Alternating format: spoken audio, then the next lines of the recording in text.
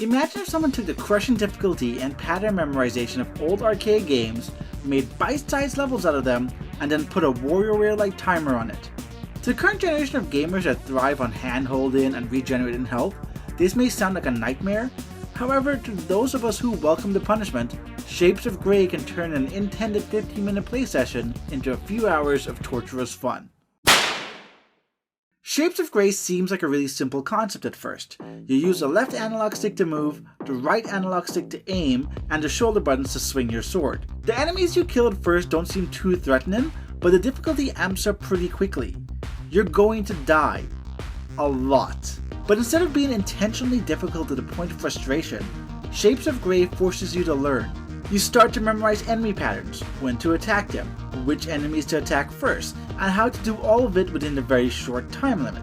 You actually feel yourself getting better at the game because of your own skills, and not because your character got powered up over time. I remember how difficult it was for me to get past the first few levels of the game at first, and then when I replayed the core game after finishing it, these levels were all of a sudden a walk in the park for me. This learning element is something you'll rarely find in modern blockbuster games today, unless you're a fan of the Monster Hunter or Soul franchises. In all my time in the game, it ran smoothly, except for a few moments where there was a little slowdown, but it was never anything to break the experience for me. The visuals, while very basic, were decent enough to not distract me from the gameplay, and the controls itself was easy enough to pick up and play.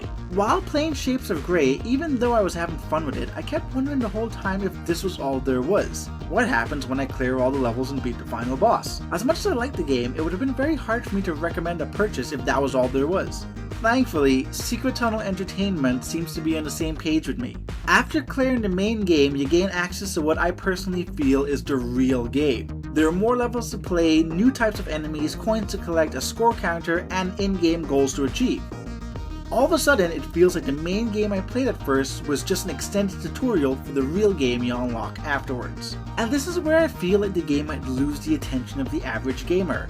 They will probably never make it through the initial game because of its difficulty, and therefore never really see all the Shapes of Grey has to offer. So to those of you watching this review, please stick with it.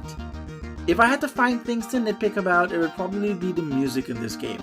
It's not bad at all, but it can get a little monotonous since for the most part it's the same tune you'll hear over and over again.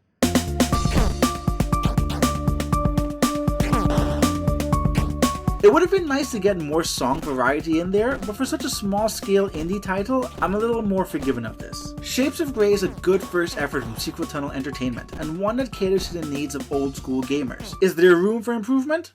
Yeah, and I'm sure that with a bigger budget and more time, a Shapes of Grey 2 would be an even better game. Shapes of Grey will be released on May 21st on the Nintendo eShop for $6.99, and in this humble reviewer's opinion, it's worth the price of entry.